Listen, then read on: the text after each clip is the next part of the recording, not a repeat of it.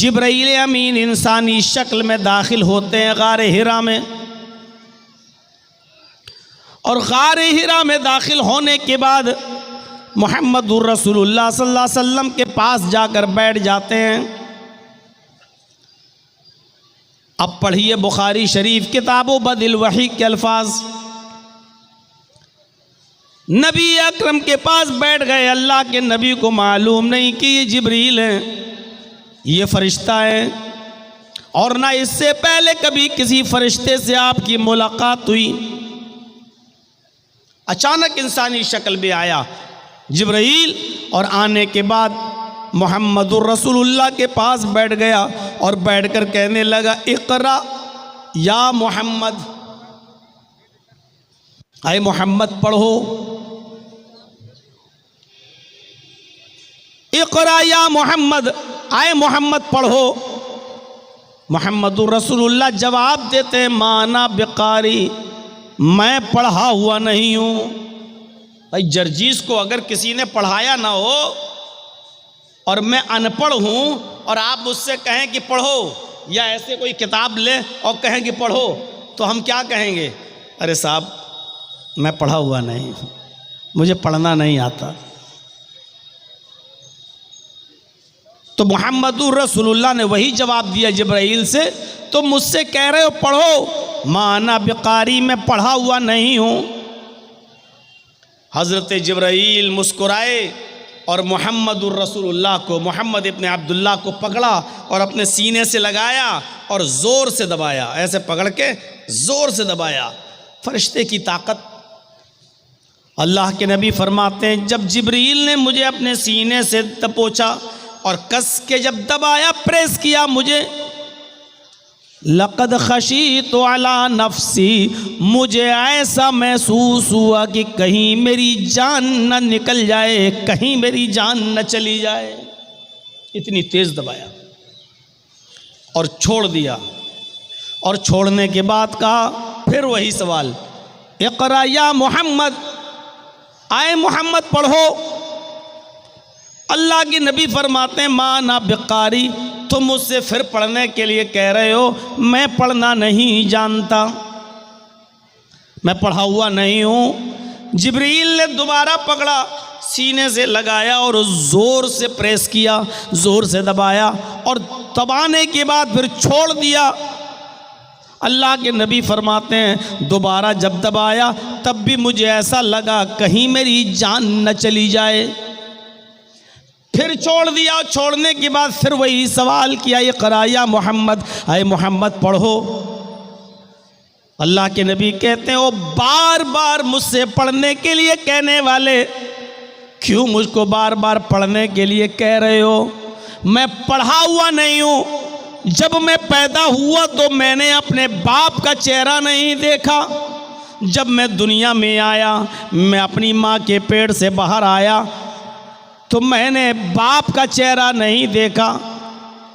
मेरे बाप मेरे पैदा होने से 2 महीने पहले ही इंतकाल कर गए, और जब मैं 6 साल का हुआ तो मेरी माँ भी मुझे छोड़ के चली गई। जब मेरी उम्र 6 साल की हुई तो मेरी माँ भी मुझे छोड़ के चली गई। 6 साल की उम्र में मैं दुर्रे यतीम हो गया, बाप भी चला गया, माँ भी चली गई। बाप तो पैदा होने से पहले ही चला गया, और 6 साल की उम्र में मुझे मेरी माँ ने भी छोड़ दिया। जब मैं 8 साल का हुआ तो मेरी परवरिश करने वाला मेरा दादा अब्दुल मुत्तलिब भी मुझे इस दुनिया में छोड़ के चला गया। न मुझे मेरा बाप मिला जो मुझे पढ़ा सके, न मेरी माँ ने मुझे पढ़ाया, न मेरे दादा ने मुझे पढ़ाया। माँ अना बिकारी, मैं पढ़ा हुआ नहीं हूँ। तुम मुझसे बार बार कहते हो पढ़ो, मैं पढ़ना नहीं जानता। बाज़ रिवायतों में आता है, आए पढ़ने के लिए बार बार कहने वाले, तुम ही बताओ माज़ा अक़राओ, कि मैं क्या पढ़ूँ, माज़ा अक़राओ, मैं क्या पढ़ूँ। तुम मुझसे बार बार पढ़ने के लिए कहते हो तो तुम ही बताओ मैं क्या पढ़ूँ। मुझे पढ़ाने वाला न बाप था, न माँ थी, न दादा था, न चाचा। मुझे किसी ने नहीं पढ़ाया और तुम बार बार कहते हो पढ़ो, और मैं कहता हूँ मैं पढ़ना नहीं जानता, तो तुम मुझे दबाते हो और छोड़ देते हो।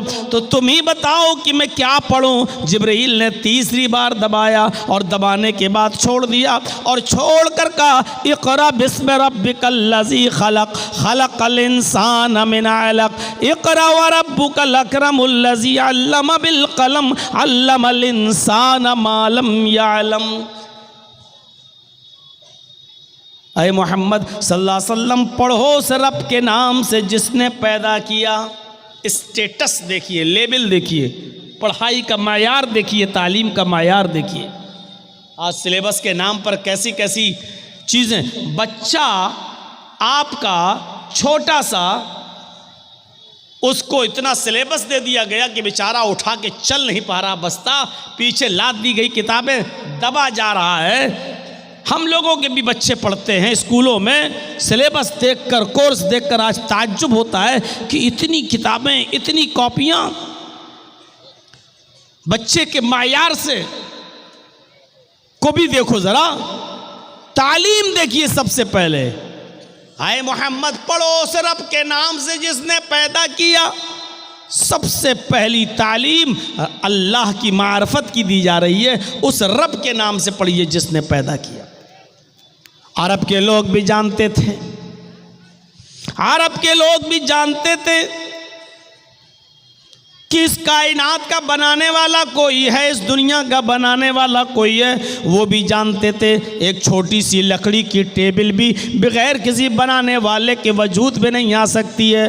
वो भी जानते थे कि हम खजूर के पत्तों की जिस चटाई पर बैठते हैं, वो चटाई भी अपने आप वजूद में नहीं आ सकती है, उस चटाई को भी कोई बनाने वाला है। वो जानते थे कि कपड़ा सिलने की सुई भी बगैर बनाने वाले के नहीं बन सकती है, और मैच बॉक्स, एक माचिस की डिब्बी भी बगैर किसी बनाने वाले के नहीं बन सकती है।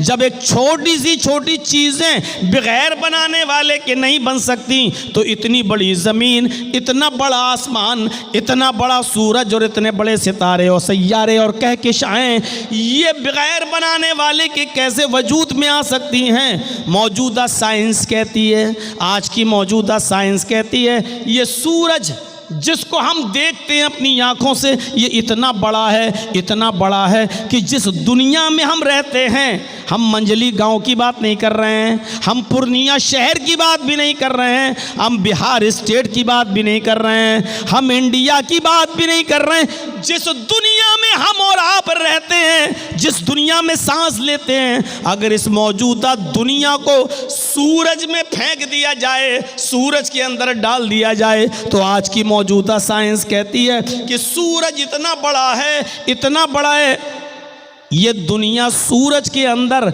ऐसे गिरी हुई नज़र आएगी जैसे एक बहुत बड़े फुटबॉल की फील्ड में, फुटबॉल के ग्राउंड में फुटबॉल दिखाई देती है। आपने फुटबॉल का मैच देखा होगा, कितना बड़ा ग्राउंड और स्टेडियम होता है। उस स्टेडियम में अगर एक फुटबॉल डाल दो तो फुटबॉल एक कोने में पड़ी हुई नज़र आती है, एक साइड में दिखाई देती है। सूरज इतना बड़ा है इस दुनिया से कि अगर दुनिया को सूरज में डाल दिया जाए तो दुनिया एक गेंद, एक बॉल, एक फुटबॉल की तरह नज़र आएगी, यानी और इतना बड़ा है सूरज। अब आप अंदाज़ा लगा सकते हैं कि उस सूरज में दुनिया एक फुटबॉल नज़र आए तो सूरज कितना बड़ा हुआ है। यह आज की मौजूदा साइंस कहती है। फिर ये सूरज बगैर बनाने वाले के कैसे वजूद में आ गया। फिर इस सूरज के अंदर 950 करोड़ 9 करोड़ 30 लाख मील की बुलंदी पर किसने मुअल्लक कर दिया, किसने लटका दिया। फिर सूरज के अंदर 1 करोड़ 40 लाख डिग्री सेंटीग्रेड गर्मी किसने भर दी। ये सूरज रोज़ाना हमें और आपको 1 करोड़ 40 लाख डिग्री सेंटीग्रेड गर्मी हमें प्रदान करता है, हमें देता है। मेरे भाइयों, ये बगैर बनाने वाले के कैसे वजूद में आ सकता है। इसको अरब के लोग भी अच्छी तरह जानते थे। वो तो अल्लाह को इतना मानते थे और अल्लाह के पावर को इतना जानते थे। हाँ, एक कमी भी उनके अंदर थी, जो जिहालत कह लो। वो कमी ये थी कि वो डायरेक्ट अल्लाह से नहीं मांगते थे, लेकिन देने वाला अल्लाह ही को जानते थे। कुरान पढ़िए, बार बार कुरान देखिए। मेरे ये तलबा जो हिफ्ज़ की डिग्री लेकर और सर पे दस्तारे फजीलत बांध कर जो फारिग हुए हैं, पूछिए मेरे भाइयों, कुरान इन्होंने सीखा है। दुनिया की सबसे अजीम किताब को इन्होंने अपने सीने में महफूज किया है। आप ज़रा इनसे कुरान की आयतें पूछें, ये झट से जवाब दे देंगे और बताएंगे। मेरे प्यारे साथियों, इसी कुरान में बार बार आप पढ़ेंगे कि आए मोहम्मद सल्लल्लाहु अलैहि वसल्लम, आए मेरे नबी, इन काफिरों से सवाल करो इस ज़मीन और आसमान को किसने बनाया, तो ये जवाब देंगे अल्लाह ने। अल्लाह को मानते थे। उनसे पूछो कि चांद सूरज सितारे किसने बनाए, तो कहेंगे अल्लाह ने। इनसे पूछो आसमान से बारिश कौन बरसाता है, तो ये जवाब देंगे अल्लाह। इनसे पूछो युखरिजुल हय्य मिनल मय्यत व युखरिजुल मय्यत मिनल हय्य, जिंदा चीज़ में से मुर्दा चीज़ को और मुर्दा चीज़ से जिंदा चीज़ को कौन निकालता है। जिंदा से मुर्दा, मुर्गी जिंदा है, उससे बेजान चीज़ अंडा कौन निकालता है, और अंडा बेजान है, उससे जानदार चीज़ मुर्गी का बच्चा कौन निकालता है। युखरिजुल हय्य मिनल मय्यति व युखरिजुल हय्य मिनल मय्यत व युखरिजुल मय्यत मिनल हय्य, जिंदा से मुर्दा और मुर्दा से जिंदा को कौन निकालता है। लयक़ूलुन्नल्लाह, तो ये यही जवाब देंगे अल्लाह। हमारा और आपका ईमान अल्लाह के बारे में इतना कहाँ है जितना काफिरों का, अरब के काफिरों का था। हाँ, वो सब कुछ मानते थे कि अल्लाह करता है, ताकतवर है, पावरफुल है, लेकिन कहते थे कि अल्लाह डायरेक्ट हमारी नहीं सुनता है, अल्लाह इन बुजुर्गों के जरिए हमारी दुआएं सुनता है, अल्लाह इन बुजुर्गों के जरिए हमारी दुआएं सुनता है। तब अल्लाह ने समझाने के लिए मिसालें दी कि तुम कहते हो अल्लाह को सुनने के लिए बुजुर्गों का सहारा चाहिए, वसीला चाहिए। अरे ये तो तुम जैसे कमज़ोर लोगों को ज़रूरत पड़ सकती है, अल्लाह को उसकी ज़रूरत क्या है। जर्जी साहब की ज़बान इतनी हाई फाई नहीं है, कमज़ोर है, इसलिए वो अपनी आवाज़ इतनी ज़ोर से 15,000 20,000 के मजमे तक नहीं पहुंचा सकते हैं। तब जर्जीस साहब को माइक की ज़रूरत है। आपके कान बहुत कमज़ोर हैं, इतनी दूर से मेरी आवाज़ बगैर माइक के नहीं सुन सकते, इसलिए आपको भी माइक और हॉर्न की ज़रूरत है। अरे आप कमज़ोर, सुनाने वाला कमज़ोर, सुनने वाला भी कमज़ोर, तब सहारे की ज़रूरत पड़ती है। लेकिन अल्लाह को पुकारो, तुम सब कमज़ोर हो मेरे बंदो, तुम्हारी आवाज़ मुझ तक नहीं आ सकती है, तुम बहुत कमज़ोर हो, लेकिन मैं सुनने वाला हूँ, मैं कमज़ोर नहीं हूँ, मैं तुम्हारी आवाज़ को आसमान की बुलंदियों से भी सुन लेता हूँ। ओह लोगो सुनो, ये पहला आसमान इतनी बुलंदी पर है जिसका अंदाज़ा हम और आप नहीं लगा सकते हैं। इस आसमान के नीचे 3 कहकशाएँ हैं, एक करीबी कहकशां, एक दरमियान में मीडियम बीच में कहकशां, और एक सबसे दूर वाली कहकशां। ये मान ही नहीं सकते ये लोग। यही सब कहलवाना था ना, यही सब डिस्टर्ब कराना है आप लोगों को। मैं इसीलिए YouTube चैनल वालों को बंद करा दिया था मैंने।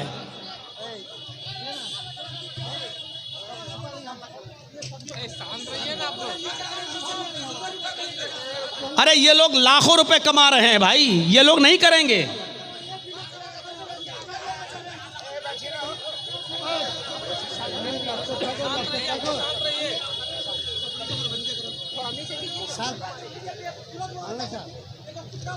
डिस्टर्ब करते हैं यार ये।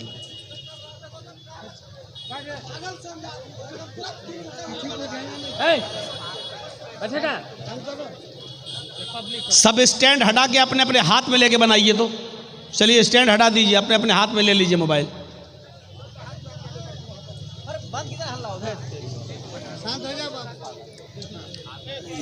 ये सब काम पहले से होना चाहिए था यार। आप सबका बन जाने दिया मेरे नाम पर, फिर आप लोग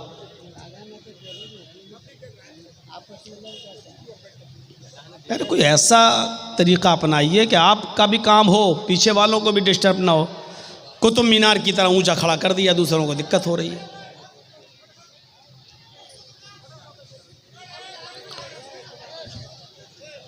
ए बच्चों, जिसको अभी जाना हो चले जाओ, बीच में हम नहीं जाने देंगे उठ के। तो मैं अर्ज ये कर रहा था, सुनिए अब आप थोड़ा सा डिस्टर्ब मत करिए। अब थोड़ा सा मूड बन रहा था तो अब आप लोगों ने मूड बिगाड़ दिया। तो मेरे भाइयों,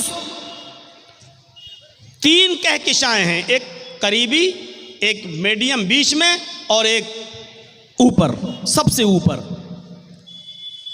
करीबी जो कहकशा है, अब सुनिए अल्लाह रब्बुल आलमीन कहाँ है। बहुत आसान है कह देना अल्लाह हर जगह है। लोग अकीदा रखते हैं, ये शिरकी अकीदा है, अल्लाह हर जगह। अल्लाह हर जगह नहीं है। अपने अकीदे की इस्लाह कर लो।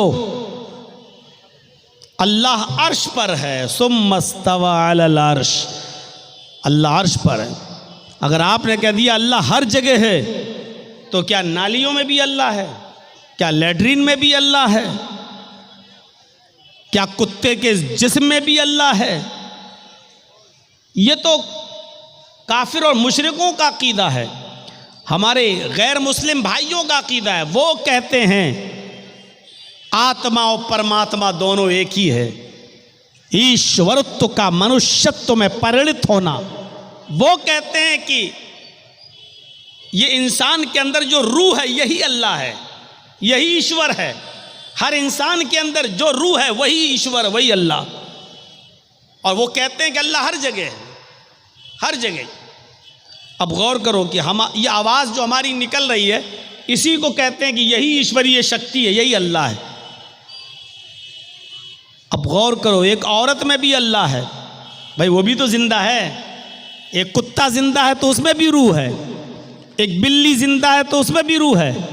अगर हम इसी आत्मा ही में परमात्मा मान लें, इंसान की इसी रूह को अगर हम ईश्वर का दर्जा दे दें, तो एक आदमी दूसरे को मारता है, जो मार रहा है उसमें भी अल्लाह, और जिसको मार रहा है उसमें भी अल्लाह। तो इसका मतलब क्या होगा? अल्लाह अल्लाह ही को मार रहा है। एक आदमी दूसरे को गाली दे रहा है, तो जो गाली दे रहा उसमें भी अल्लाह, और जिसको गाली दी जा रही है उसके अंदर भी अल्लाह। तो इसका मतलब क्या होगा? अल्लाह अल्लाह ही को गाली दे रहा है। एक आदमी में भी आत्मा है, वही परमात्मा, और एक औरत में भी वही आत्मा है, वही परमात्मा। और जब शादी होती है और एक मर्द जब अपनी बीवी के साथ संभोग करता है, हम बिस्तरी करता है, तो गौर करो, जिसमें आदमी में भी परमात्मा है, औरत में भी परमात्मा है। इसका मतलब क्या हुआ? अल्लाह अल्लाह ही से संभोग कर रहा है, हम बिस्तरी। नौज़ बिल्लाह मिन ज़ालिक। ये अकीदा इंतहाई घटिया अकीदा है। अल्लाह हर जगह नहीं है, अल्लाह अर्श पर है। खुद कुरान कहता है तुम मस्तवा अलल अर्श, अल्लाह अर्श पर मुस्तवी है, अल्लाह अर्श के ऊपर है, अल्लाह अर्श पर है। अब अर्श कहाँ है ज़रा ये देखिएगा। थोड़ी सी बात है, बात आगे बढ़ाऊंगा मैं, पहले ही समझ लीजिएगा अर्श कहाँ है। पहले आसमान के नीचे जो 3 कहकशाएं हैं, सबसे नज़दीक वाली कहकशां, उस नज़दीक वाली कहकशां की रोशनी को ज़मीन पर आने में 3 अरब साल लगते हैं। सबसे नज़दीक में जो कहकशां है, उसकी रोशनी ज़मीन पर आने में 3 अरब साल लगते हैं। मीडियम बीच में जो कहकशां है, उस कहकशां की रोशनी को ज़मीन पर आने में 10 अरब साल लगते हैं। 10 अरब साल। जबकि रोशनी की रफ्तार कितनी है जहन में बिठाइएगा। मैं किसी को भी खड़ा करके पूछ सकता हूं मैंने क्या बताया है, याद रखिएगा। जिसकी गर्दन झुकी होगी उसी को पहले खड़ा करूंगा कि करीबी कहकशां की रोशनी को ज़मीन पर आने में 3 अरब साल लगते हैं। मीडियम बीच में जो कहकशां है, उस कहकशां की रोशनी को जमीन पर आने में 10 अरब साल लगते हैं। और रोशनी की रफ्तार कितनी है, यानी कितनी तेज स्पीड से वो रोशनी चल रही है, तब उसको 10 अरब साल लगते हैं। एक सेकंड में 3 लाख मील। इससे पहले के साइंटिस्ट लोग तहकीक करके कहते थे 1 सेकंड में 1,86,000 मील। मौजूदा साइंस कहती है 1 सेकंड में 3 लाख मील की रफ्तार से रोशनी चलती है, तब उसको जमीन पर आने में कितना साल लगता है? 10 अरब साल। आंख बंद करो खोलो, 1 सेकंड हो गया। आंख बंद करो खोलो, 1 सेकंड हो गया।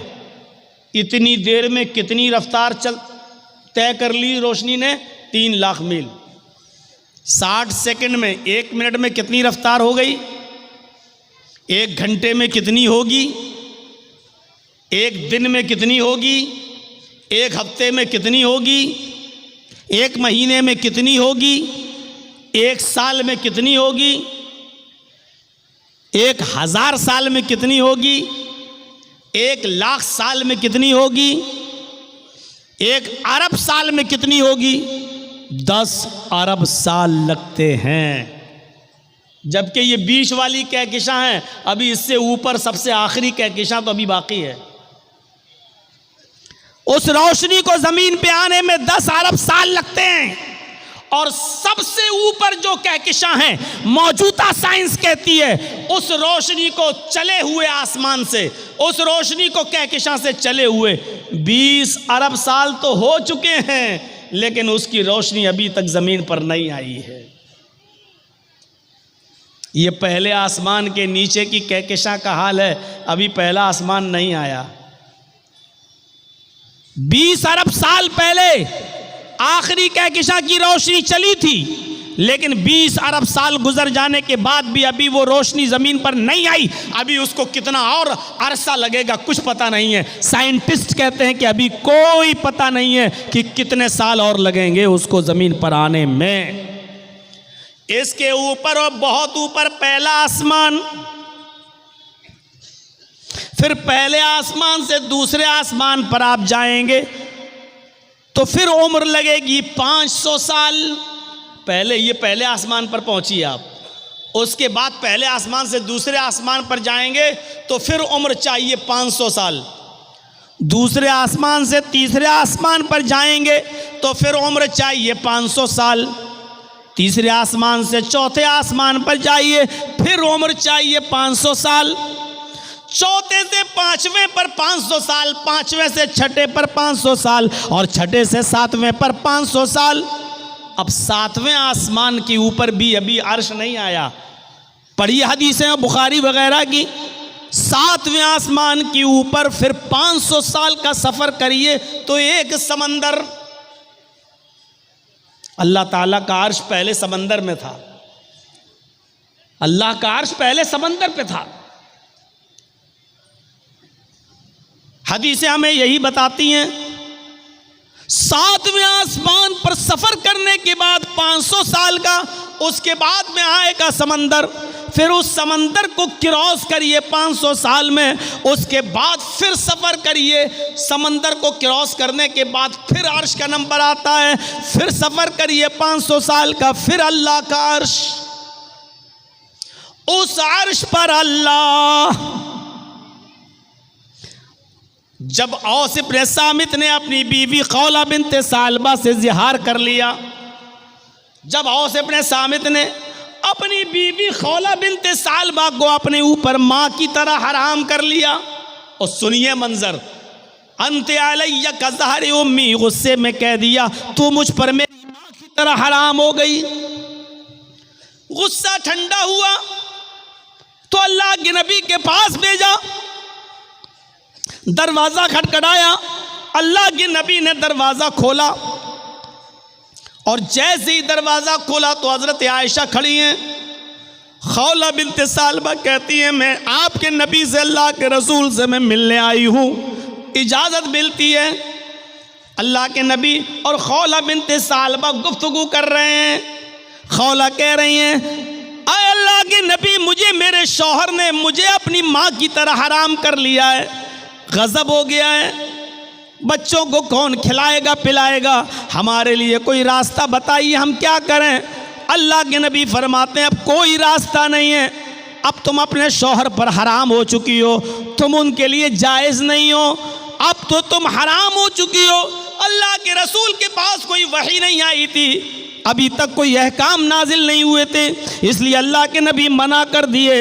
हज़रत आयशा फरमाती हैं, मैं उसी हुजरे में, उसी कमरे में कोने में बैठी हुई थी, मुश्किल से 2-3 मीटर की 2-3 गज़ की दूरी होगी। 2-3 गज़ कितना हुआ, जैसे ये मोबाइल स्टैंड लगा हुआ वहाँ, और यहाँ हज़रत आयशा कहती है मैं बैठी हुई थी, वहाँ अल्लाह के नबी और खौला बिनते सालबा बातें कर रही हैं। वो दोनों इतनी आहिस्ता बातें कर रहे हैं, वो दोनों इतनी आहिस्ता गुफ्तगू कर रहे हैं कि लम अस्मा कलामहुमा, कि उन दोनों की गुफ्तगू को मैं सुन नहीं पा रही थी, उन दोनों की आवाज़ मुझे सुनाई नहीं दे रही थी, मुझे पता नहीं कि वो दोनों क्या बोल रहे हैं, क्या बातें कर रहे हैं, खौला क्या शिकायत कर रही हैं और अल्लाह के नबी क्या जवाब दे रहे हैं। फरमाती हैं कि उन दोनों की गुफ्तगू को मैं सुन नहीं पा रही थी। आसमान से जिब्राइल आए, फरमाया, आए मोहम्मद सल्लल्लाहु अलैहि वसल्लम, जिस गुफ्तगू को तुम्हारी बीवी नहीं सुन पा रही है, हज़रत आयशा को पता नहीं है कि वो दोनों क्या बातें कर रहे हैं, उस औरत की गुफ्तगू को अल्लाह ने सुन लिया। क़द समिअल्लाहु क़ौलल्लती तुजादिलुका फ़ी ज़ौजिहा व तश्तकी इलल्लाह। आए मोहम्मद सल्लल्लाहु अलैहि वसल्लम, अल्लाह ने उस औरत की फरियाद को सुन लिया, अल्लाह ने उस औरत की दुआ को सुन लिया जो आपसे अपने शौहर के बारे में बात कर रही थी और बहस कर रही थी, तकरार कर रही थी और आपसे कह रही थी कोई रास्ता निकालो। आपकी बीवी आयशा तो सुन नहीं पा रही हैं, उसी कमरे में है लेकिन सुन नहीं पा रही हैं। वल्लाहु यस्मउ तहावुरकुमा, अल्लाह तुम दोनों की गुफ्तगू को सुन रहा था। आप अंदाजा लगाइए कितनी बुलंदी से, कितनी ऊंचाई से। अभी पहले आसमान की दूरी बताई मैंने ना, करीबी कहकशां, मीडियम बीच की कहकशां और आखिरी कहकशां, उसके बाद पहला आसमान, उसके बाद दूसरा आसमान, तीसरा, चौथा, पांचवा, छठा, सातवें आसमान के ऊपर समंदर और समंदर के ऊपर अल्लाह का अर्श। इतनी बुलंदी पर होने के बावजूद वो कह रहा है कि मैं तुम दोनों की गुफ्तगू को सुन रहा था। यह है पावर, यह है ताकत। वहां लोग क्या बातें कर रहे हैं, जर्जीस के कानों में नहीं जा रही है, और जर्जीस क्या बोल रहा है आप भी बगैर माइक के नहीं समझ पा रहे हैं और नहीं सुन पा रहे हैं। इस पिंडाल के बाहर उस तरफ औरतें, हमारी माँ बहनें आई हुई हैं, बगैर माइक के वो भी जर्जीस की आवाज़ नहीं सुन सकती, क्योंकि सुनाने वाला भी कमज़ोर और सुनने वाला भी कमज़ोर। लेकिन अल्लाह को जब कोई पुकारता है तो पुकारने वाला कमज़ोर होता है, सुनने वाली ज़ात कमज़ोर नहीं होती। इक़रा बिस्मि रब्बिकल्लज़ी खलक़, पढ़ो उस रब के नाम से। सबसे पहले तालीम रब के पहचान की दी जा रही है, अल्लाह की मार्फत की दी जा रही है। आपने अपनी औलाद को सबसे पहले तालीम क्या दी? हर मुसलमान गौर करे जो यहां बैठा हुआ है, आप अपने बच्चों को तालीम क्या देते हैं? अल्लाह के नबी फरमाते हैं जब घर में बच्चा पैदा हो और जब वो थोड़ा थोड़ा बोलना शुरू करे तो उसकी ज़बान से पहला लफ्ज़ निकलवाओ अल्लाह अल्लाह अल्लाह। जब वो थोड़ा सा और बड़ा हो और बोलने लगे तो उसकी ज़बान से सबसे पहले जुमला अदा करवाओ, ला इलाहा इल्लल्लाह, ला इलाहा इल्लल्लाह, ला इलाहा इल्लल्लाह। फिर फरमाया जब वो 7 साल का हो जाए तो उसको नमाज पढ़ने का हुक्म दो, नमाज की तरफ ले जाओ, उसकी आदत डलवाओ नमाज पढ़ने की। 7 साल का, 7 साल का जब हो जाए तो उसको नमाज के लिए लेके जाओ अपने साथ, कभी पढ़ेगा कभी छोड़ेगा, बहुत ज़्यादा सख्ती करने की ज़रूरत नहीं है, आदत डलवाइए। लेकिन 3 साल तक प्रैक्टिस कराने के बाद, 3 साल तक आदत डलवाने के बाद अब जब उसकी उम्र 10 साल हो जाए तो फिर किसी भी कीमत पर अब उसको अपने घर पे नहीं छोड़िए। जैसी अजान हो नमाज के लिए उसकी ताकीद कीजिए, ना पढ़े तो मारिए, ना पढ़े तो पीटिए। फज़रिबूहुम, उनको मार मार कर मस्जिद में लाओ नमाज पढ़ने के लिए। आप कहेंगे साहब बच्चा फिर तो मार के डर से नमाज पढ़ेगा।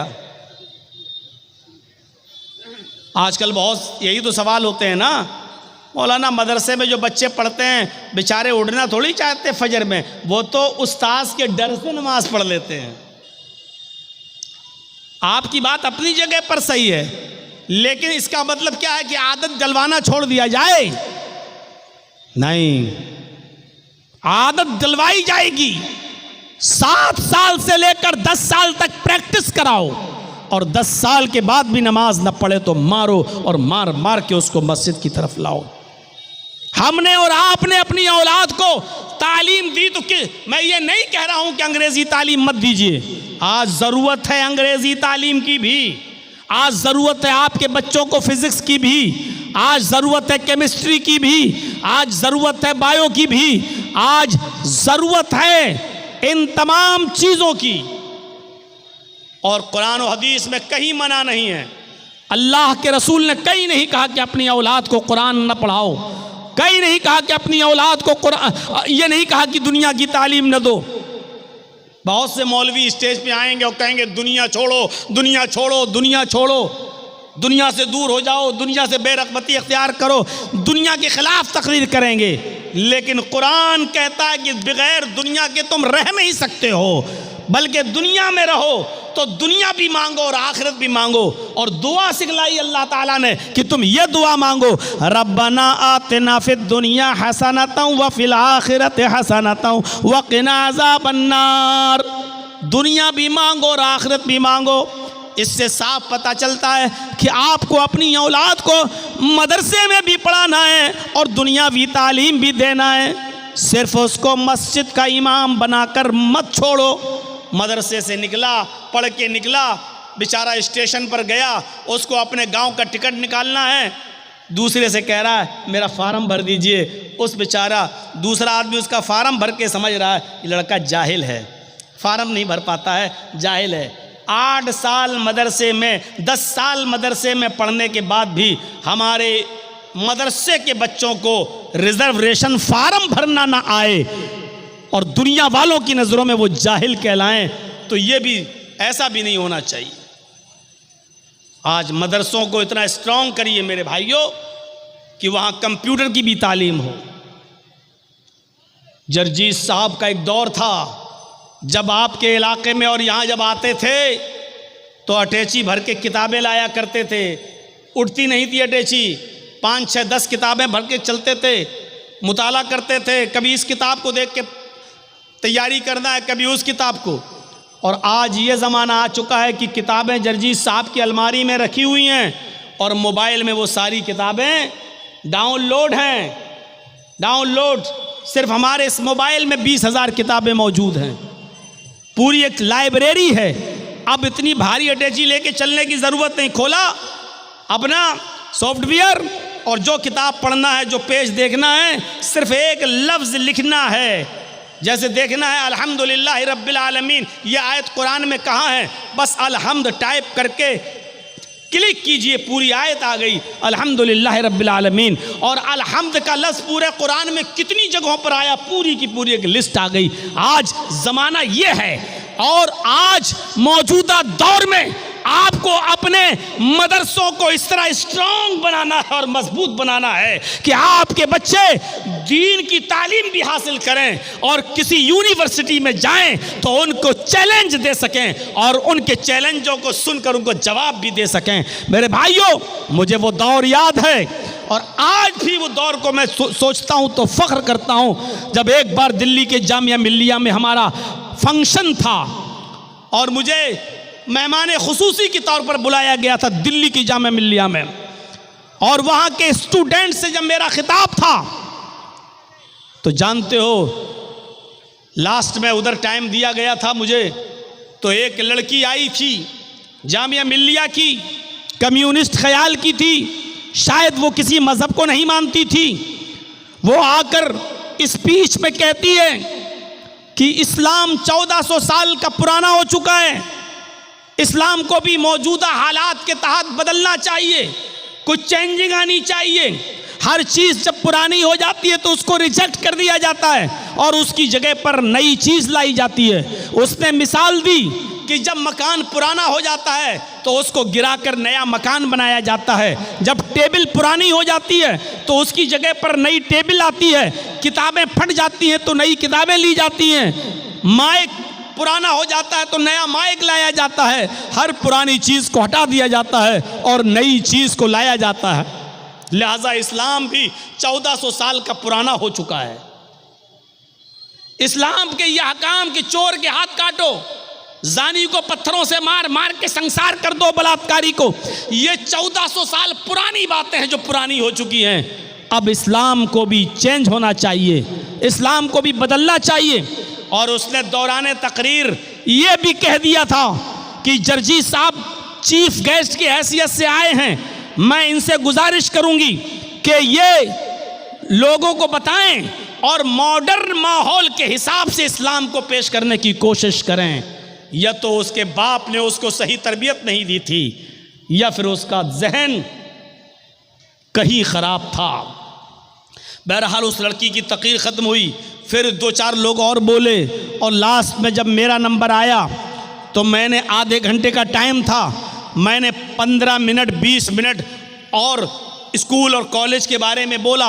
उस ज़माने में ये मोबाइल का ज़माना नहीं था और ये ज़माना नहीं था, वीडियो नहीं बनती थी, आइडियो में कोई तकरीर होगी हमारे पास।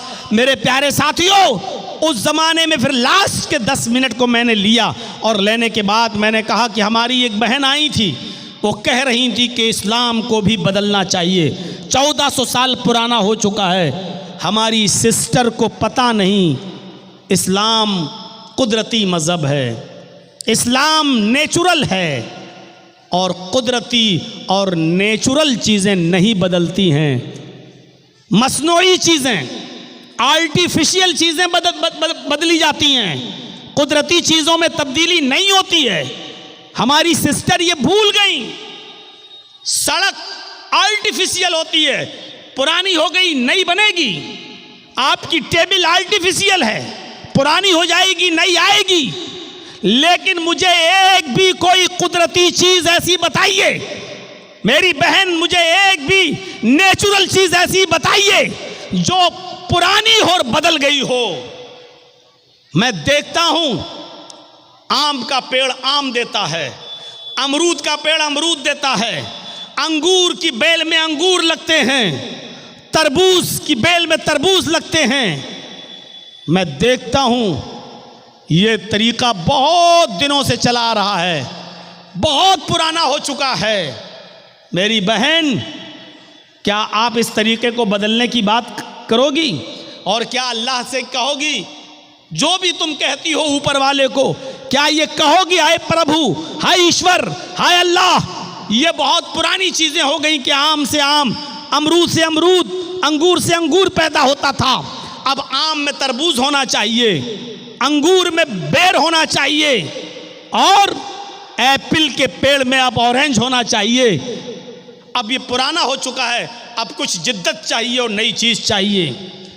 चेहरा देखने लगी, ये क्या टॉपिक आ गया। सोच रही थी कि मौलाना कहेंगे कि हाँ, इस्लाम को भी मौजूदा दौर के हालात बदलना चाहिए। मैंने उसको एक ऐसी मिसाल दी जिस पे सारी पब्लिक हंस दी। मैंने कहा सिस्टर, कुदरती चीज़ें कभी नहीं बदली। सूरज पूरब से निकलता है, ईस्ट से, पश्चिम में, वेस्ट में डूब जाता है। ये तरीका भी बहुत पुराना हो चुका है, ये तो इस्लाम से भी ज़्यादा पुराना है। ये तो जिस दिन से सूरज की